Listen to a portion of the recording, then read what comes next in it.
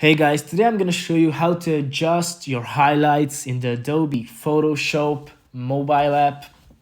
But before I get into that, I wanna say one thing. Please subscribe, comment, and like our videos because it really helps us grow. Okay, now let's jump into that.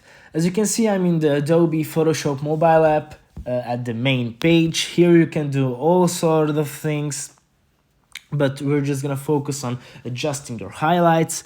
For that, you wanna click on this blue button at the top called Photo Editor.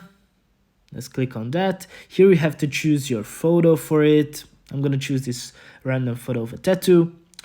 At the bottom, you have these buttons.